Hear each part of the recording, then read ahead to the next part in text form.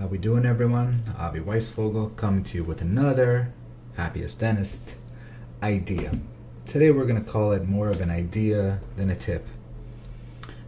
This has been a crazy week for me, a week where I have been a part of some absolutely earth-shattering things that could totally change anybody's life. And how one reacts to those moments really plays into who you become as a person.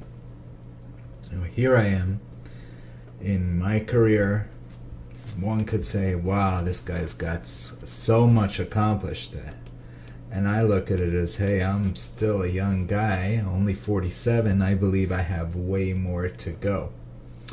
So you could sit there and say, why do you do this, why do you do that? And the answer is because how you leave this world and how you decide to leave it when you're done, it becomes a personal thing. There was a time in my life where I thought, hey, I would be a dentist, take the typical path. Maybe I would own a bunch of practices, sell them. I'd own some real estate, sell that. And everything together, including whatever I made, would be enough for my retirement. And I'd go and I'd travel the country or the world with my wife, and that would be my life. And that sounds like a nice and fine idea, and nothing bad with it. But for me, I wanted something more. I wanted it to be something where when they look back at it and they say, whoa, that guy left that behind. He created this type of legacy. And that's really the difference in my mind between the happiest dentist and just a regular dentist.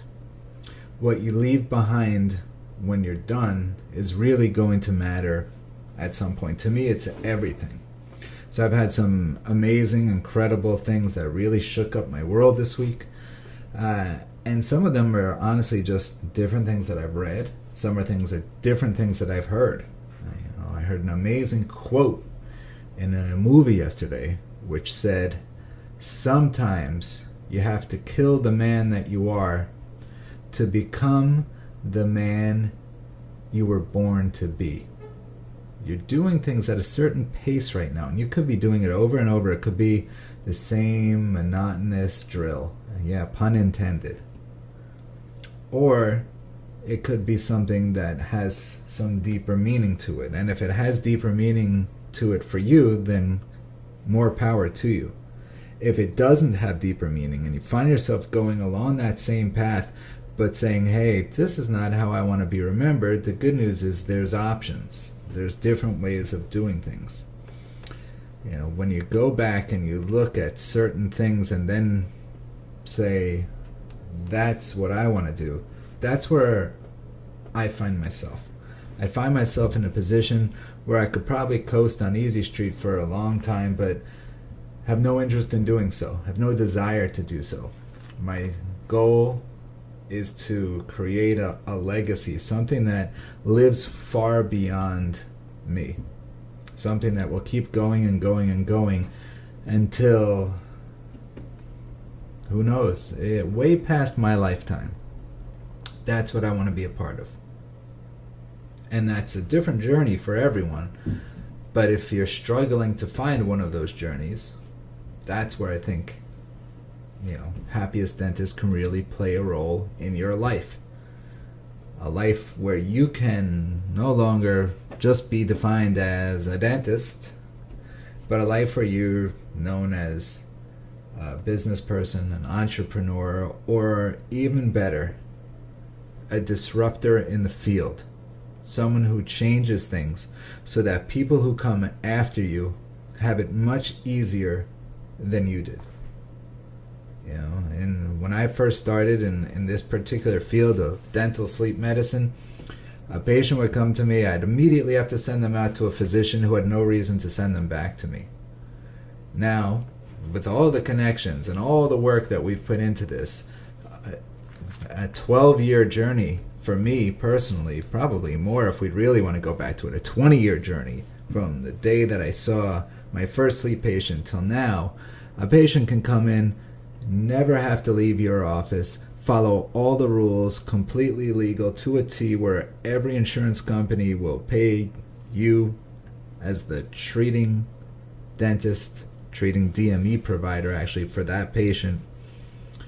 And what a difference that is. Imagine you have to send a patient comes into you for dentistry, and you got to send them out to this doctor, that doctor, that doctor. Each one of them wants to keep them because they don't get so many patients.